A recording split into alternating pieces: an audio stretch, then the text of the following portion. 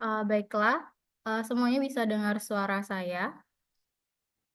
Ya, Baik, Assalamualaikum warahmatullahi wabarakatuh.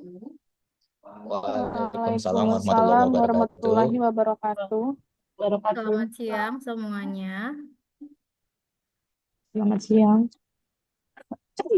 Baiklah, di sini kami dari kelompok 2 akan mempresentasikan hasil diskusi kami mengenai tugas ujian tengah semester mata kuliah pemahaman peserta didik dan pembelajarannya yang diampu oleh Ibu Fadlina Rozakiah. Di sini materi yang akan kami bahas adalah mengenai modifikasi rencana pelayanan atau rencana pemberian layanan bimbingan konseling yang dilakukan oleh guru pamong. Guru pamong kami di sini adalah Ibu Tati Desmawati selaku guru BK di SMP Negeri 46 Palembang. Sebelum kami mempresentasikan hasil diskusi kami, izinkan saya untuk memperkenalkan anggota kelompok kami. Di sini ada Denia Fandi, kemudian ada Famelia Mega Saputri, kemudian ada Fatimah Sari Anggraini, ada Dewi Rahmawati, dan juga Emilia Afriza Juniza. Dan saya sendiri, Erista Maharani, yang ini bertindak sebagai moderator.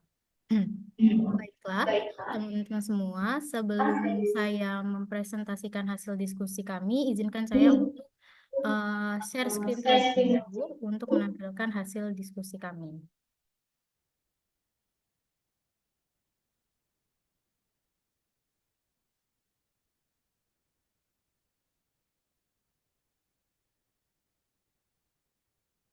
Baiklah semuanya, apakah bisa melihat share screen yang saya bagikan? Bisa, Oke, di sini teman-teman bisa. bisa lihat di slide sebelah kanan atau di sebelah kanan layar, ini merupakan rencana pelaksanaan layanan atau RPL bimbingan konseling yang telah dibuat oleh guru pamong kami, yaitu Ibu Tati Desmawati. Dan slide sebelah kiri atau di layar sebelah kiri, ini adalah modifikasi rencana pembelajaran atau modifikasi rencana pelaksanaan layanan atau RPL bimbingan konseling yang telah kami modifikasi dan kami diskusikan sebelumnya. Nah, sekadar informasi bahwa di sini kami memodifikasi sekitar 10 bagian atau 10 uraian topik, di mana itu ada mengenai rasionalisasi, topik layanan, metode atau teknik, kemudian ada media alat, tujuan layanan, kemudian ada asesmen, dan juga kegiatan inti ataupun kegiatan penutup. Nah, dari bagian-bagian tersebut akan diuraikan secara lebih rinci lagi oleh teman-teman kelompok saya. Baiklah, langsung saja kepada Saudara Denny, saya persilakan untuk menjelaskan bagian modifikasi yang pertama. Baiklah, terima kasih kepada Saudari Eris telah memberikan kesempatannya. Baiklah, langsung saja. Di sini saya akan menjelaskan terkait modifikasi pada bagian rasionalisasi, yang dimana pada RPL guru pamong kami itu tidak dijelaskan, tidak dilampirkan terkait rasionalisasi pembuatan dari RPL tersebut. Di mana menurut kelompok kami bahwa rasionalisasi ini sangatlah perlu untuk dilampirkan dalam pembuatan RPL dengan tujuan agar pemberian layanan ini memiliki suatu alasan atau dasar landasan yang bukan hanya sekedar formalitas saja, tetapi pembuatan RPL ini dibuat berdasarkan kebutuhan peserta didik di lapangan dengan merujuk pada asesmen awal yang dilakukan oleh guru BK itu sendiri yang dilampirkan pada bagian rasionalisasi tersebut. Sebagaimana bisa dilihat di sini pada bagian modifikasi kami telah menambahkan bagian rasionalisasi yang dimana asesmen awalnya itu berupa observasi dan wawancara. Selanjutnya itu bagian topik layanan yang dimana di sini kami lihat bahwasannya guru pamong kami memberikan topik layanan kurang spesifik dan kurang sensitif, yang dimana itu sudah kami modifikasi dengan lebih sensitif dan spesifik, dimana kami yang awalnya itu topik layanannya berjudul mencegah pelecehan, dan kami modifikasi topik layanannya dengan berjudul mencegah pelecehan dan dampak pacaran di usia remaja. Kenapa demikian? Karena sasaran layanan kami itu ialah siswa peserta didik SMP, yang dimana itu siswa SMP itu berada di fase remaja. Itulah kenapa kami memodifikasinya mencegah pelecehan dan dampak pacaran di usia remaja. Begitu saja penyampaian dari saya. Mungkin selanjutnya akan dijelaskan oleh rekan saya Dewi terkait media teknik dan tujuan layanan. Kepada Dewi, dipersilakan. Baik, terima kasih Kak Denny. Selanjutnya saya akan menjelaskan 2 item dari apa saja yang telah kelompok kami perbaiki dari RPL guru pamong yang ada di sekolah tempat kami PPL. Yang pertama itu ada media atau teknik. Sebelumnya itu menggunakan media atau teknik diskusi tanya jawab. Lalu kelompok kami ubah menjadi experiential learning, diskusi tanya jawab, kerja kelompok, presentasi, dan penugasan. Alasannya karena media dan teknik yang digunakan sebelumnya tergolong konvensional dan belum terbarukan, sehingga dipilih teknik experiential learning yang lebih memberikan pemahaman kepada peserta didik secara mendalam karena berdasarkan pada pengalaman. Lalu item yang kami ubah berikutnya yaitu pada tujuan layanan, yang sebelumnya pada RPL terkait tujuan layanannya itu secara umum, lalu kami ubah menjadi berdasarkan menggunakan SKKPD Profil Pancasila dan berdasarkan taksonomi Bloom. Tentunya alasan dari kami mengubah adalah menyesuaikan SKKPD Profil Pancasila dan berdasarkan taksonomi Bloom, pemahaman dan tujuan layanan yang ingin dicapai lebih spesifik lagi.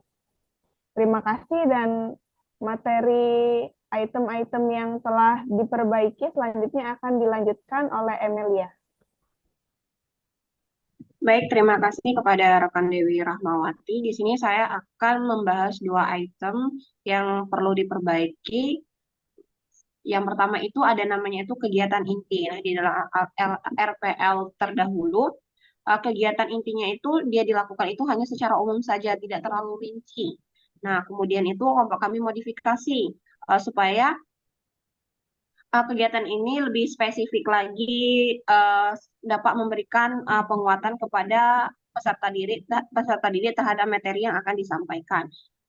Tujuannya ini kenapa kami lakukan lebih spesifik lagi? Nah, karena supaya peserta didik itu dapat memahami mengenai apa itu pacaran, apa itu dampaknya untuk perilaku bagi peserta didik itu sendiri. Kemudian itu selain dari kegiatan inti yang kami rubah itu asesmen awalnya, yang dimana RPL terdahulu itu asesmen awalnya itu hanya pakai tabel biasa saja.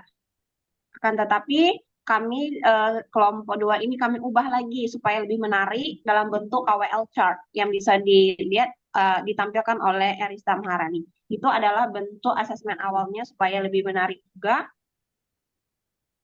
Dan juga KWL chart ini digunakan untuk dapat meningkatkan pola pikir kritis peserta didik dan dapat memberikan kesempatan kepada peserta didik untuk menyampaikan pendapatnya terkait dengan pacaran itu sendiri dan dampaknya itu sendiri. Mungkin itulah yang bisa saya sampaikan dan akan dilanjutkan oleh rekan saya, Pamelia Megasa Putri. Terima kasih. Baik, terima kasih kepada saudari Emilia. Di sini saya akan menjelaskan 2 item yang sudah kami modifikasi terkait tentang kegiatan penutup poin 5. Pada RPL Pamong, di sana tidak dilampirkan kegiatan penutup, sehingga kelompok kami menambahkan kegiatan penutup dikarenakan pada RPL kami memodifikasi terdapat penugasan kepada peserta didik. Selanjutnya itu pada item LKPD,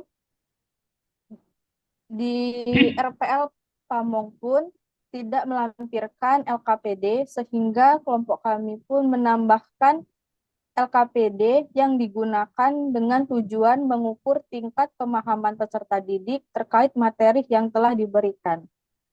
Mungkin itu selanjutnya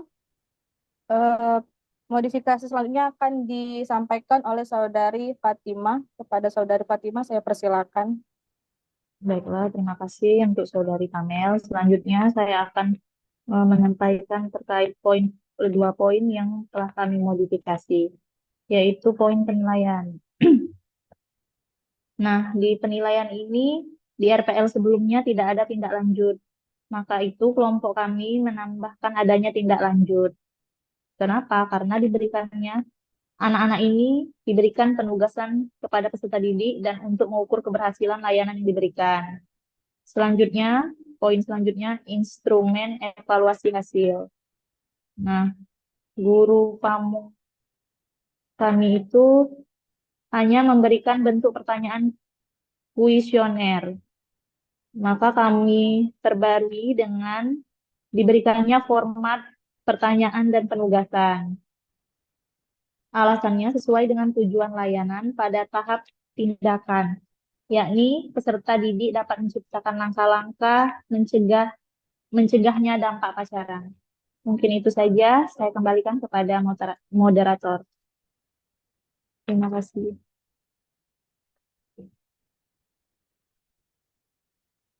Baik, saya ucapkan terima kasih kepada teman-teman semua yang sudah menyampaikan hasil diskusi kelompok kami mengenai modifikasi rencana pelaksanaan layanan bimbingan konseling yang dilakukan oleh guru pamong.